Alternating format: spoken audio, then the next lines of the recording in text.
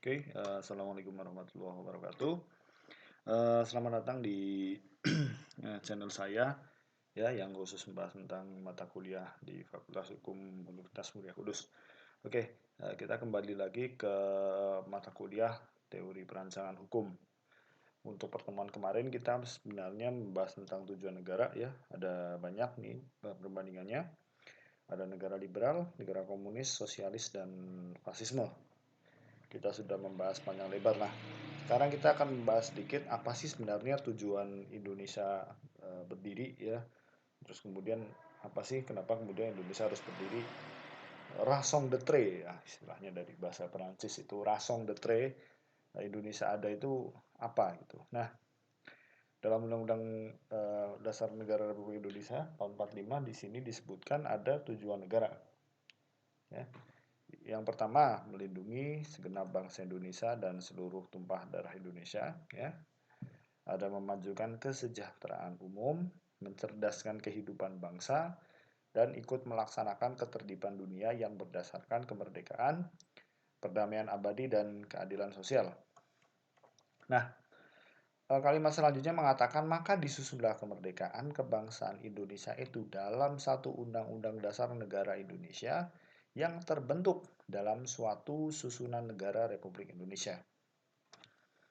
Nah, ini kita bisa lihat ya, disusunlah kemerdekaan bangsa itu dalam satu undang-undang dasar terbentuk dalam satu susunan NRI ya, Negara Republik Indonesia yang berkedaulatan rakyat dengan berdasar kepada ketuhanan yang maha esa, dan ini isi Pancasila.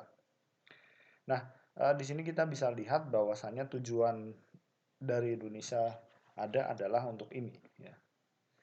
Yang pertama, melindungi segenap bangsa Indonesia dan seluruh tumpah darah Indonesia dan seterusnya. Nah, tujuan-tujuan ini adalah menjadi tujuan hukum. Kalau pada pertemuan sebelumnya kita sudah bisa membahas ini ya. Misalnya teori liberal tentang individualisme, maka aturan perundang-undangannya adalah ya, tentang individualisme itu memimpin atau membimbing peraturan untuk bisa memproduksi aturan-aturan yang berpaham bercirikan individualisme. Nah, Indonesia tidak. Seharusnya ya kita bicara tentang sesuatu yang seharusnya norma-norma yang ada di Indonesia adalah ini, melindungi segenap bangsa Indonesia dan seluruh tumpah darah Indonesia. Ya untuk pengertian secara lebih detail mungkin tidak kita diskusikan panjang lebar ya.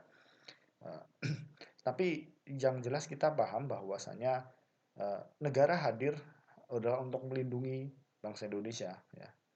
Tidak semacam negara liberal yang melindungi kepentingan Indonesia saja, ya, kepentingan warganya saja ketika warganya tidak mampu. Tetapi lebih dari itu, kita harus pahami bahwa hadirnya negara adalah bukan ketika warga tidak mampu saja, tetapi ketika terjadi ketimpangan sosial, terjadi ketidakadilan, negara harus hadir, gitu. Ya, di negara liberal kan gitu ya, kita paham bahwa uh, orang ya boleh melakukan kritik apapun, tetapi untuk cari makan, cari sendiri di Indonesia nggak bisa seperti itu.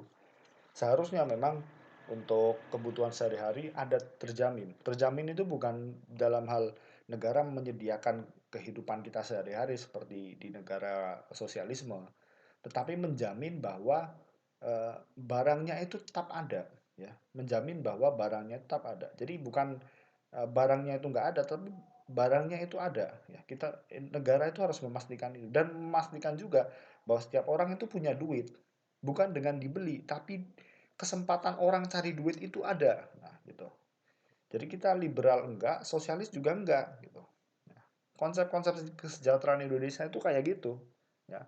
Jadi bukan memanjakan orang ya dengan memberikan mereka apa namanya sesuatu yang sifatnya matang, tidak, tetapi kita menjamin bahwa rakyat Indonesia itu bisa memasak sampai matang ya, tanpa ada gangguan. Nah, kira-kira seperti itulah gambaran tujuan bernegara Indonesia ya. Tentang perlindungan ada memajukan kesejahteraan umum, mencerdaskan kehidupan bangsa, tentu saja tentang apa namanya pendidikan ya. Sudah banyak peraturan perundang-undangan tentang pendidikan, itu adalah salah satu usaha untuk melaksanakan pendidikan di Indonesia. Kemudian ikut melaksanakan ketertiban dunia yang berdasarkan kemerdekaan, perdamaian abadi, dan keadilan sosial.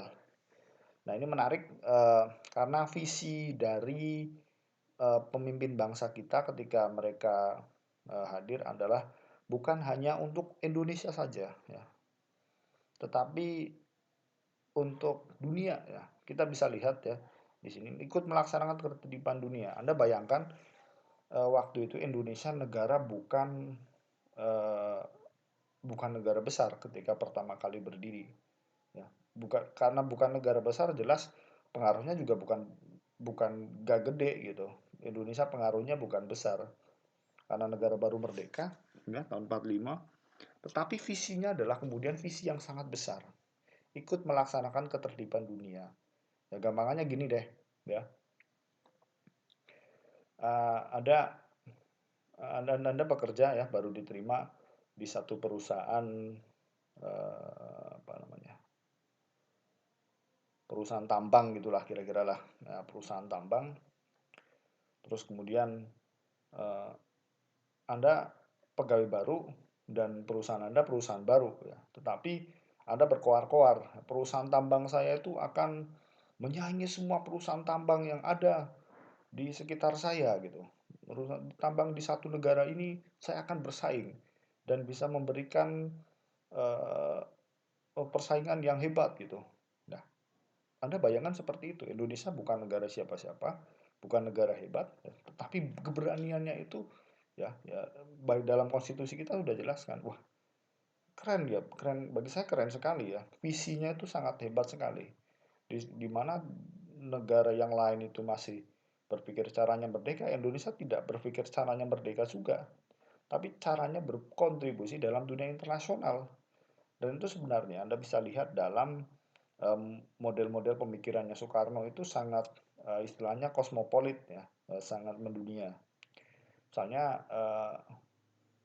dia tuh sempat cerita tentang apa, sangat membanggakan Pancasila. Saya em,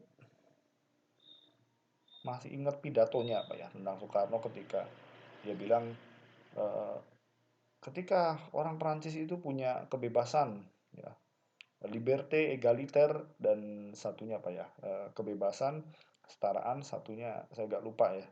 Ketika negara-negara itu punya slogan, ya, terus Amerika punya slogan apa, Indonesia punya Pancasila, dan Anda tahulah model-model pidatonya Soekarno kayak apa, keras sekali, dan dia berbicara di depan apa namanya, di depan orang-orang Afrika yang ketika waktu itu sedang dalam eh, apa namanya, sedang dalam perjuangan melawan kolonialisme. Nah, Pak Karno bicara seperti itu, dia bicara dengan sangat bangga. Pancasila akan menjadi mercusuarnya dunia. Saya masih ingat ya, potongan pidatonya. Pancasila akan menjadi mercusuarnya dunia. Ya.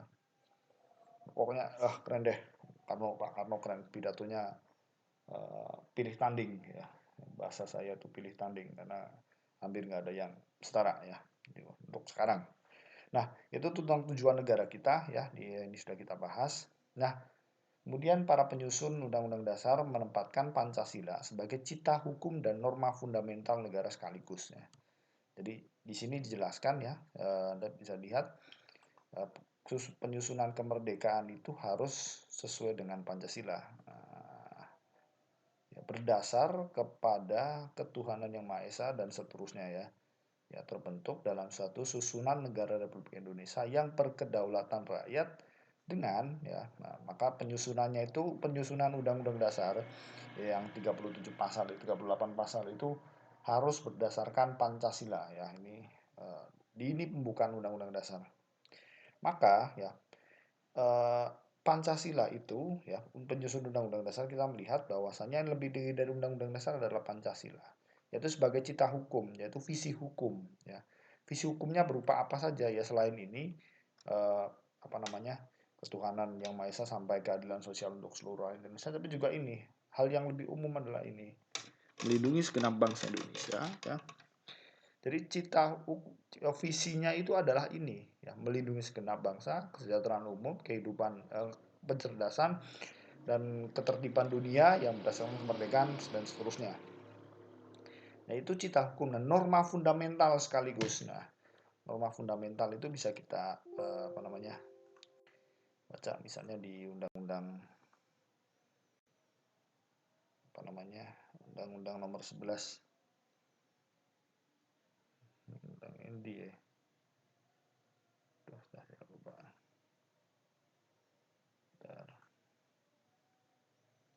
Undang-Undang Nomor 11 baru saya download kemarin.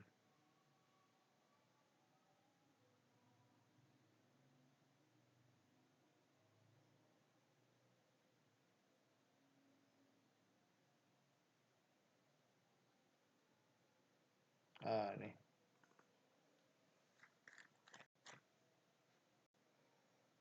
Ya.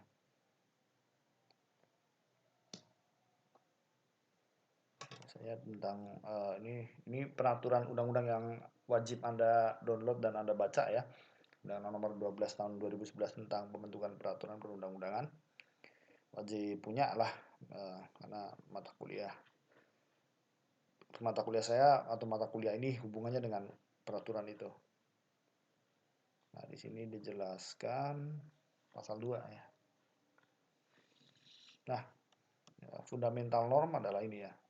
Norma fundamental negara kita adalah Pancasila. Pasal 2 disebutkan Pancasila merupakan segala sumber hukum negara ya. Jadi segala sumber hukum negara mengacu kepada Pancasila.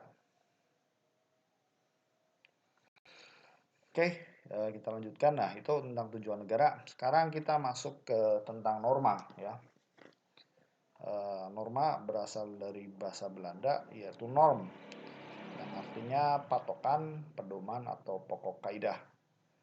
Nah, di sini dijelaskan norma berasal dari bahasa Latin yang artinya mos, merupakan bentuk jamak dari mors yang memiliki arti tata kelakuan, adat istiadat atau kebiasaan. Norm itu ya, norma ya. Nah, sebenarnya kenapa kemudian di Indonesia istilahnya itu bagi saya agak kacau ya, karena kita kadang ketemu satu istilah yang mungkin kita tahu artinya, definisinya, ya, tetapi seringkali dikacaukan karena penggunaannya yang secara berbarengan. Ya. Misalnya tentang norma ya, mungkin kita akan bingung karena nggak ada penjelasan yang pasti. Misalnya apa perbedaan norma dengan hukum? Terus kenapa kemudian ada norma hukum? Apa bedanya dengan pedoman misalnya, bedanya dengan aturan, bedanya dengan legal order, bedanya dengan etika, estetika, terus kebiasaan ya. Bagi saya kita hampir punya pengertian yang sama tentang istilah-istilah yang sering kita gunakan, tetapi terkadang kita bingung ya karena menggunakan istilah itu secara bergantian dalam situasi yang mungkin situasi yang sama gitu ya. Misalnya kita mengatakan norma itu mengatakan seperti ini, norma itu mengatakan tidak boleh mencuri. Nah, kadang kita juga mengatakan hukum itu tidak mengatakan tidak boleh mencuri. Nah, penggunaan ini dari segi bahasa mungkin bisa kita pahami bahwasanya ya, secara sosiologis kita bisa jelaskan bahwasanya Indonesia terdiri dari banyak suku bangsa ya, dan saya pikir perbedaan bahasa itu yang kemudian dijadikan satu pengertian ya membuat istilah itu terkadang sering kacau.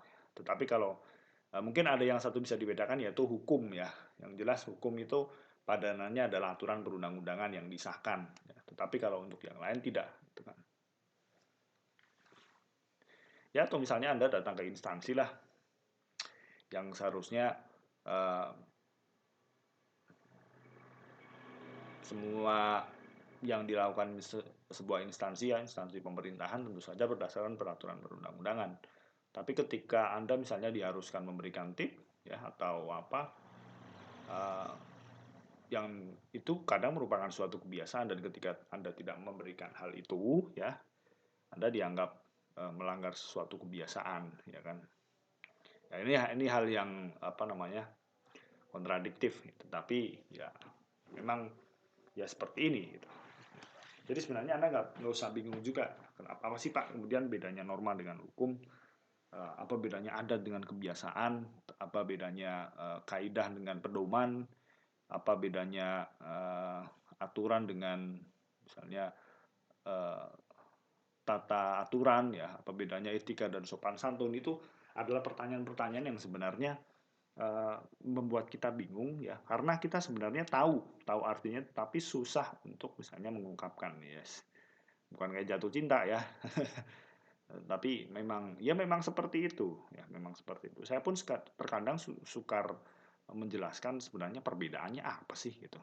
Norma itu apa? Kalau hukum jelas lah, anak hukum tahu ya. Tapi misalnya di jalan ada ketemu orang, ada fakultas hukum, ya kan? Kenapa apa namanya? Anda nggak bisa menjelaskan bedanya norma dengan hukum? Oh, kayaknya sama, Pak. Kalau sama kenapa bukan fakultas norma saja, bukan fakultas hukum? Kan sama. Nah, tapi kita nggak usah berputar di situlah. Ya. Saya pikir kita punya frame yang sama, kita punya pengertian yang sama tentang apa yang kita jelaskan. Meskipun sebenarnya ini harus dijawab untuk menyelesaikan kebingungan kita. Ya. Tapi saya pikir kita semakin bingung, semakin jelas. Maksudnya semakin jelas bahwa uh, kita semakin pengen tahu, gitu kan. Karena tugas saya sebenarnya bukan memberikan kalian penjelasan, tetapi membuat kalian itu kacau. Yang membuat kalian semakin bingung. Kalau saya membuat kalian semakin bingung itu berarti saya berhasil gitu. Berarti kalian mikir. Ya, orang bingung kan mikir, gitu kan. Tapi kalau orang udah tahu biasanya ya malas saja. Ya, ketika orang punya pengetahuan sesuatu yang terberi, ya ketika udah tahu kan, dia mau apa lagi gitu. Ya udah tahu lah. Ya sebelum saya ngomong pun Anda tahu, gitu, misalnya tentang materi. Tapi tugas saya, bagi saya bukan seperti itu. Saya mungkin punya satu pendekatan yang lain, ya. Tapi yaitu membuat orang itu bertanya, melatih orang itu bertanya, ya. Jadi membiasakan kita itu hidup tidak menerimanya saja, tidak menerima, tetapi harus tahu alasan-alasan di balik penerimaan itu, gitu. Ya, tapi gitu oke lah. Kalau saya bahas jadi panjang. Nah, norma berasal dari bahasa Belanda yaitu norm, yang artinya patokan, pedoman atau pokok kaidah. Nah, ada jenis-jenis norma, ya ini saya kutip dari bukunya Maria Farida Indrati tentang ilmu perundang-undangan jilid 1 ya. Ada norma hukum nomostatik ya dan norma hukum dinamik. Saya sambil baca, kadang lupa. Nah, apa artinya norma hukum nomostatik ya? Norma adalah norma hukum dengan sistem yang melihat pada isi norma. Menurut sistem norma yang statik, suatu norma yang umum itu dapat ditarik menjadi norma-norma khusus, atau norma-norma khusus itu dapat ditarik dari sesuatu norma yang umum. Jadi lebih melihat kepada formnya atau isinya. Nah, apa sih contohnya? Karena kadang kita lebih paham dengan contoh daripada dengan definisi, ya kan?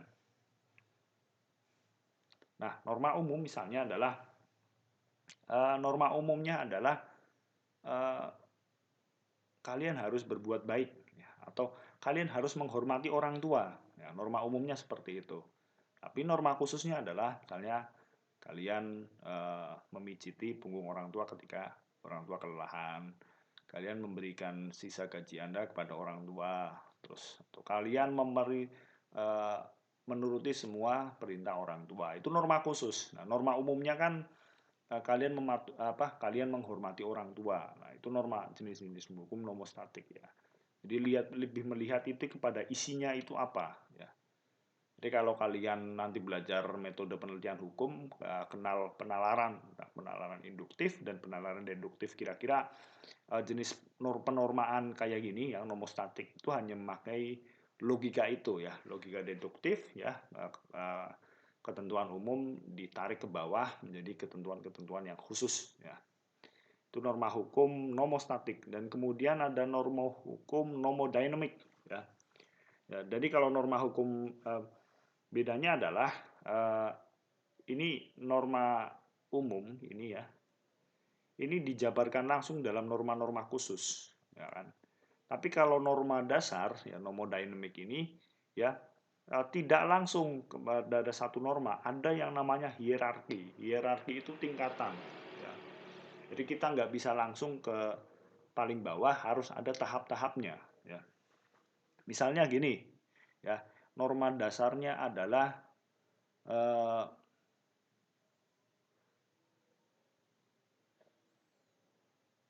dilarang berbuat apa namanya, norma dasarnya misalnya eh, dilarang berbuat jahat, ya kan? Ya misalnya gini ya.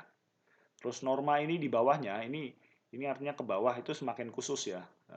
Ke bawah itu semakin khusus, semakin ke atas itu semakin abstrak. Ya. Nah ini norma dasar. Ya. Misalnya dilarang, norma dasarnya adalah dilarang berbuat jahat. Nah, terus kemudian diturunkan ke sini. Satunya dilarang mencuri, satunya dilarang berbuat aniaya. Terus di sini dijelaskan lagi, dilarang mencuri adalah mengambil barang milik orang lain. Nah, ini hanya mencuri aja, tetapi ini lebih spesifik, dilarang mencuri barang orang lain. Terus kemudian di sini dijabarkan lagi, misalnya dilarang mencuri barang orang lain, dilarang membawa barang orang lain dengan maksud untuk dimiliki. Nah, misalnya seperti itu. Dan ini misalnya dilarang berbuat aniaya. Terus di sini dijabarkan dilarang berbuat aniaya terhadap siapapun. Nah, ada tambahannya lagi. Ya. Jadi lebih dijelaskan, lebih diterangkan kembali. Maksudnya mencuri. Ya ini dilarang mencuri, tapi yang dinamakan mencuri itu apa? Gitu. Oke, dilarang berbuat aniaya. Oke, tapi yang dimaksud aniaya itu apa? Nah, itu semakin ke bawah itu semakin konkret. Dan mungkin akan lebih jelas ketika dia itu semakin perbuatannya itu semakin terang ya, semakin ada di dalam kehidupan sehari-hari. Oh, ternyata yang namanya mencuri itu kayak gitu toh. Ambil barang orang untuk dengan maksud dimiliki. Oh, itu namanya mencuri. Nah, kita kan jadi paham. Nah, itu jenis norma. Nah, nah, dan ini bisa diabstrakkan kembali. Ya, misalnya ini apa namanya tadi eh, dengan maksud dimiliki. Maksud dimiliki ya boleh-boleh saja dengan maksud dimiliki, ya kan. Tapi itu punya orang lain nggak? Oh itu punya orang lain. Oh itu namanya apa sih? Itu namanya mencuri. Mencuri itu bagiannya dari apa? Dari bagian berbuat kejahatan. Nah itu uh, apa namanya tingkatan norma. Itu jenis norma norma hukum nomodynamic. Nah ini yang digunakan di Indonesia adalah apa namanya norma hukum yang hierarkis. Kita bisa lihat misalnya di Undang-Undang nomor 12 tahun 2011 ya. Ini di sini kita lihat ya.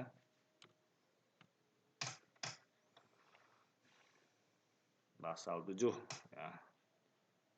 Jenis hierarki ya. Di sini dijelaskan jenis dan hierarki ya. Berarti tingkatan paling tinggi sendiri Undang-Undang Dasar, ketetapan MPR, terus Undang-Undang Pemerintah, Pemberontakan Pemerintah, Peraturan Presiden, Perda Provinsi dan Perda Kabupaten Kota dan sampai ke bawah. Nah ini ada sendiri-sendiri ya. Ini tentang jenis-jenis norma ya. Nah, menurut Maria, Prof. Maria ya, dinamika norma hukum itu terbagi menjadi dua. Dinamika vertikal dan dinamika horizontal. Dinamika vertikal itu yang saya jelaskan tadi nih. Ini dinamika vertikal namanya. Karena adanya hierarki ya. Adanya hierarki, kalau ada hierarki kan berarti kan ada ordinat dan subordinat ya. Nah, ordinat ini titik ya. Jadi makanya kalian ketika koordinatnya mana? Koordinatnya mana ya? Berarti itu titiknya di mana? Ya. Subordinat itu berarti di bawahnya ya. Jadi yang namanya sub itu biasanya cadangan ya. Jadinya apa namanya? Pemain bola apa namanya? Supplier ya. Supplier itu pemain cadangan atau substitusi ya. Substitusi itu cadangan ya. Dari stato. Stato itu sesuatu yang tetap ya. Status itu sesuatu yang tetap. Kayak ini ya, norma ya. Jadi misalnya ada yang namanya sub itu biasanya cadangan ya atau alternatif ini ya. Ini adalah sumbu ordinat ya. Jadi adanya vertikal itu karena vertikal itu ada atas dan ada bawah. Nah, jadi maksudnya dinamika hukum vertikal itu adalah ketika ada norma hukum ya yang harus tidak boleh bertentangan dengan norma hukum yang di atasnya. Terus kemudian ketika ada norma hukum yang harus dijabarkan ke dalam satu perbuatan yang konkret. Nah, itu dinamika. Ya, dinamika itu bergerak, dinamis gitu ya. Bisa bergerak ke atas, bisa bergerak ke bawah. Nah, vertikal itu kan garisnya ke sini, atas ke bawah. Nah, ada kemudian dinamika norma hukum horizontal. Artinya apa? Yaitu ketika ada norma hukum, harus dicarikan analoginya atau perbuatan langsung di mata masyarakat. Misalnya gini, nah, harus japlak ya, nggak apa-apa.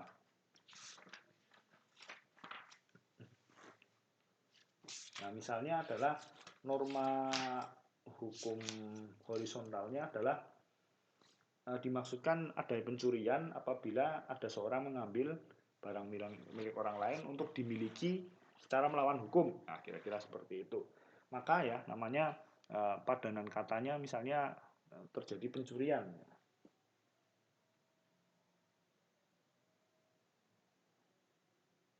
Terjadi pencurian, terjadi perbuatan-perbuatan tersebut di lapangan, itu norma hukum horizontal gitu ya.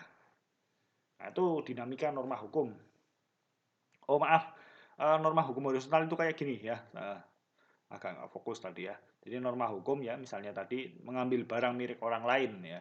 Tadi misalnya yang dimaksud barang itu kayak apa? Apakah listrik itu barang atau enggak? Karena misalnya definisi tentang barang itu adalah suatu yang berwujud, lah listrik berwujud atau tidak. Nah, itu dinamika. Ada semacam analogi ya, analogis.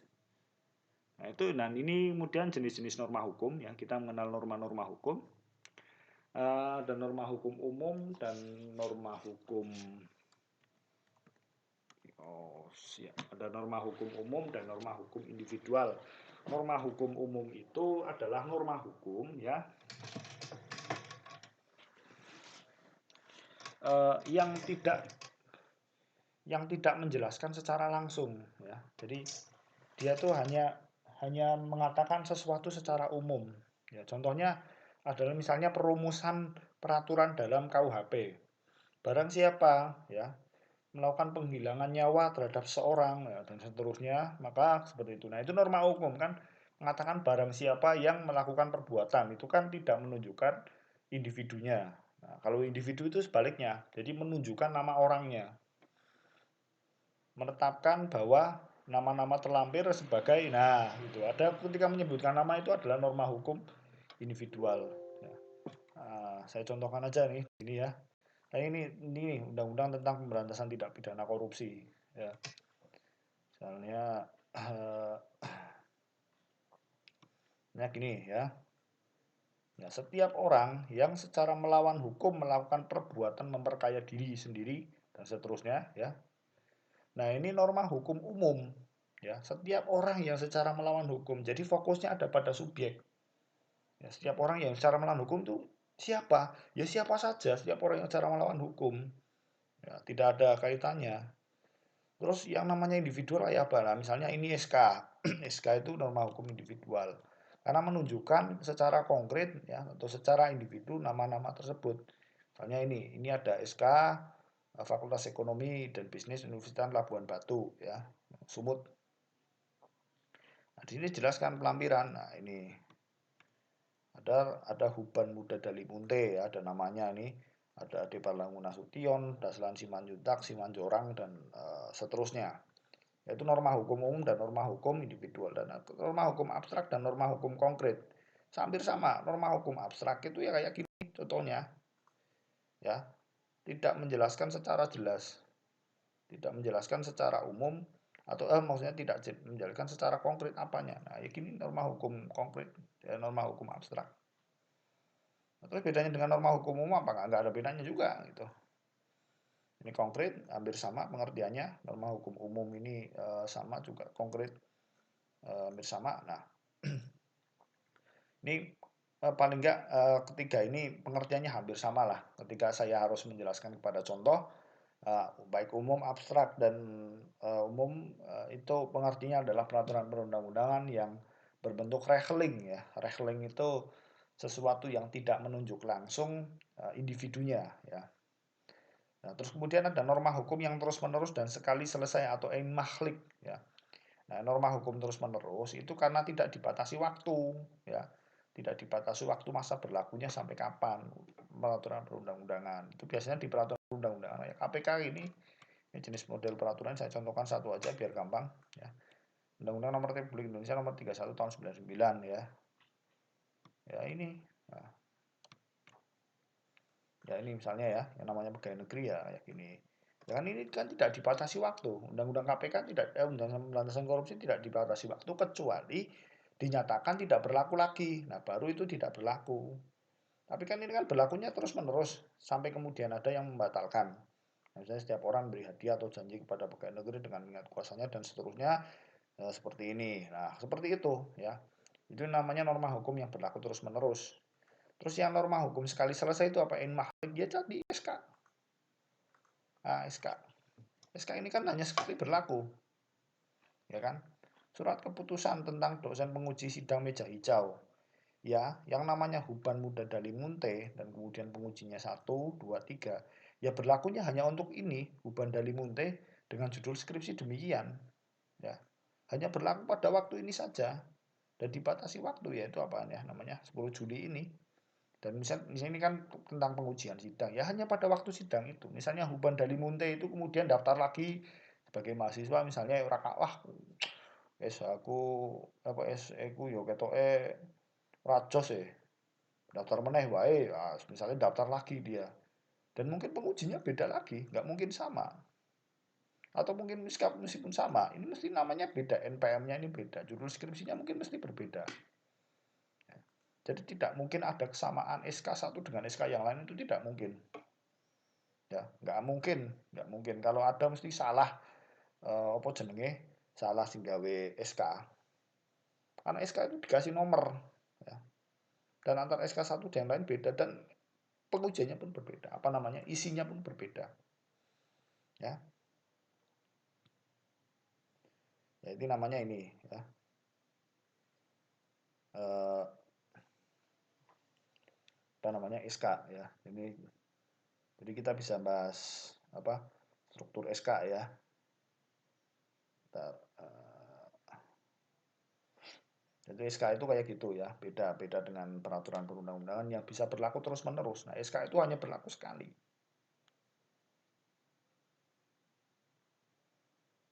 Nah, saya carikan istilahnya apa ya. Nah, SK ini strukturnya pasti sama ya, SK1 dan SK yang lain. Eh, strukturnya pasti ada ini, apa namanya, pertimbangan ya.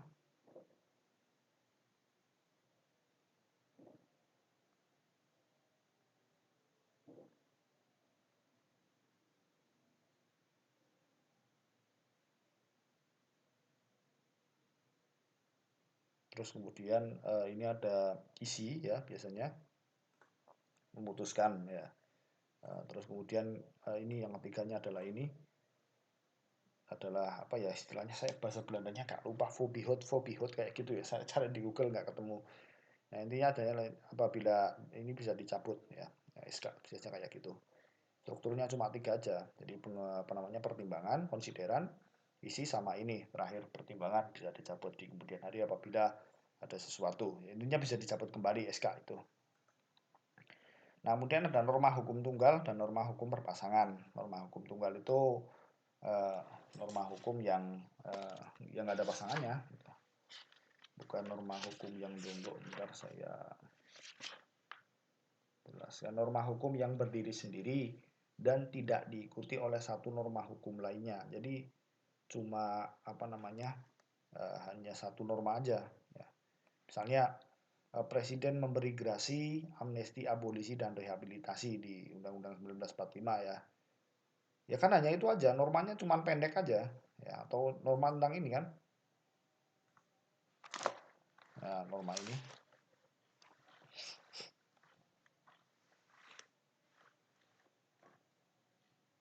Pancasila merupakan sumber segala sumber hukum. Udah, normanya cuma itu aja, nggak ada subjek lain yang diatur. Nah, itu norma hukum tunggal. Jadi cuman satu aja yang diatur apa sih Pancasila? Pancasila kenapa sumber segala sumber hukum? Nah, udah itu aja. Ya, nggak ada hal yang lain diatur. Nah, yang norma hukum berpasangan itu apa? Norma hukum berpasangan itu adalah Norma hukum yang terdiri atas dua norma hukum. Ya. Menurut Maria Farida ini adalah norma hukum primer dan norma hukum sekunder.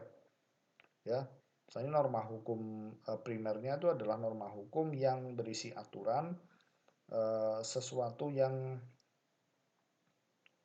apa namanya berlaku di masyarakat, dan kemudian yang sekundernya itu adalah bagaimana kalau itu terjadi. Ya, itu rumusannya bisa kita lihat di sini, ya bisa kita lihat di misalnya di undang-undang korupsi aja deh, bang. Ini apa ya? Ya ini misalnya lah pasal 3 ya. Setiap orang yang dengan tujuan menguntungkan diri atau orang lain atau menyalahgunakan kewenangan, kesempatan atau sarana yang padanya karena jabatan atau kedudukannya yang dapat merugikan keuangan negara atau perekonomian negara. Nah, ini adalah norma hukum ya hukuman dalam ini adalah norma primer, karena ini kan sesuatu yang dilarang oleh masyarakat, ya kan? Menguntungkan diri sendiri, orang lain atau korporasi menyalahgunakan kewenangan, kesempatan yang ada padanya karena jabatan atau penyalahgunaan kewenangan, itu kan sesuatu yang tidak boleh di mata masyarakat. Nah, norma hukum sekundernya menjelaskan kalau itu terjadi ya, itu kenapa bisa dipidana dengan pidana penjara seumur hidup atau pidana penjara paling singkat 1 tahun dan seterusnya. Jadi ini adalah sesuatu yang berpasangan. Ya, ada modal, ada logika sebab akibat. Kalau ini terjadi, berarti nanti ada ini gitu. Nah, kalau yang satunya norma tunggal kan nggak ada apa namanya nggak ada akibatnya apapun. Oke, Pancasila sebagai sumber hukum, terus ngapain gitu. Nah ini enggak. Jadi ada logika sebab akibatnya di sini yang terjadi. Nah itu jenis-jenis norma hukum.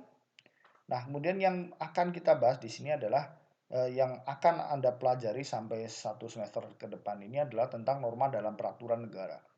Ini yang paling penting ya, untuk bisa membedakan norma negara dengan norma hukum yang lain. Nah, apa sih kemudian cirinya? Ya, cirinya dari norma hukum negara itu kayak isinya apa saja? Ya. Yang pertama adalah sifatnya itu heterotonom. Heterotonom itu artinya peraturan itu lahir di luar kehendak dari diri kita. Ya. Peraturan itu lahir di luar kehendak kita. Jadi kita nggak punya kewenangan untuk ngatur tentang apa namanya tentang peraturan tersebut. Misalnya adalah kewajiban Anda, kewajiban para pemegang NPWP untuk mengisi SPT. Itu kan sesuatu yang lahir di luar diri Anda. Pernah nggak Anda kepikiran, "Ah, ketoke aku apik ya duwe NPWP yo. Wajib bikin gua." Aku kan nggak ada. Itu kan sesuatu yang muncul di luar diri Anda. Sejak kapan ya orang harus punya NPWP dan harus ngisi SPT misalnya? Atau sejak kapan naik motor harus pakai helm? Itu kan sebenarnya sesuatu yang di luar kehendak Anda, kemudian ada sendiri. Nah, kalau otonom itu peraturan yang muncul dari diri kita sendiri, misalnya keinginan untuk menghormati orang tua, keinginan berbuat baik, keinginan berbagi itu kan sesuatu yang muncul dari diri kita. Tapi ini heterotonom, sesuatu yang di luar dari diri kita. Kok ngerti-ngerti aku kudu ngene iki yo, ya ada gitu. Kok di jalan kok harus punya helm, harus pakai helm dan harus pakai apa namanya? Pakai ini, pakai bawa SIM dan seterusnya. Ya, sifat heteronom. Kemudian yang kedua adalah punya atribut sanksi atau sifatnya itu imputasi. Jadi ada sanksinya, misalnya Anda nggak ngisi SPT ya, ada denda 100.000, kalau nggak pakai helm dendanya berapa, kalau nggak punya SIM dendanya berapa, ada sanksinya. Ada akibatnya apabila Anda melanggar aturan tersebut. Itu peraturan negara, model-model peraturan negara. Dan kemudian adalah yang ketiga adalah pelaksanaan sanksi itu oleh negara. Nah, pelaksanaan sanksi oleh negara ini adalah karena adanya eh, sanksi oleh negara itu artinya aparat hukum. Ya, di sini salah satu ciri negara itu adanya aparat hukum. Nah, aparat hukum ini adalah melaksanakan eh, sanksi apabila itu Anda melanggar sanksi. Itu Itu sesuatu yang harus negara lakukan, kewajiban negara. Ini bedanya misalnya dengan norma hukum kebiasaan ya. Misalnya Anda melanggar eh, gelut karo wong ya kan, gelut karo wong. Itu kebiasaan wong ngono ki berdamai gitu ya, tidak ke polisi. Ya, itu kan pelaksanaan sanksinya atau pelaksanaannya kan oleh masyarakat sekitar, bukan oleh negara. Negara dalam hal ini adalah penegak hukum. Nah, jelas ya, norma dalam peraturan negara ada sifat-sifatnya. Otonom, ada sanksinya apabila tidak dilakukan, dan kemudian pelaksanaan sanksinya juga bukan oleh orang lain, ya, tetapi oleh negara. Harus ada negara yang hadir. Misal pun Anda damai sekalipun ya, misalnya Anda melakukan perbuatan pidana, Anda damai sekalipun tetap harus dengan lewat apa namanya penegak hukum. Dan ini yang terakhir apa namanya konsep Stufenbau teori atau apa namanya teori hukum berjenjang ya, teori hukum berjenjang. Ini gagasan yang dipakai oleh Hans Kelsen. Kita akan bahas kapan-kapan yang lebih penting. Ada Grundnorm, jadi norma dasar, kemudian norma, dan kemudian ini Hanna Wieski memakai istilah yang berbeda dari Grundnorm. Ada Stat Fundamental Norm, ada Stat Grundgesetz, Formal Gesetz, Verordnung, dan Autonomgesetzung. Ya, jadi Staatsgrundgesetz ini sering kali digantikan sebagai undang-undang. Ada formal gesetz, peraturan pelaksana, dan Verordnung saya nggak tahu artinya, dan autonom Besatzung. Jadi kalau Hans Kelsen kan hanya Grundnorm saja, tapi setelah itu bawahnya norma-norma tetapi tidak menjelaskan secara lebih lanjut. Dan kalau Hanna Wieski itu muridnya.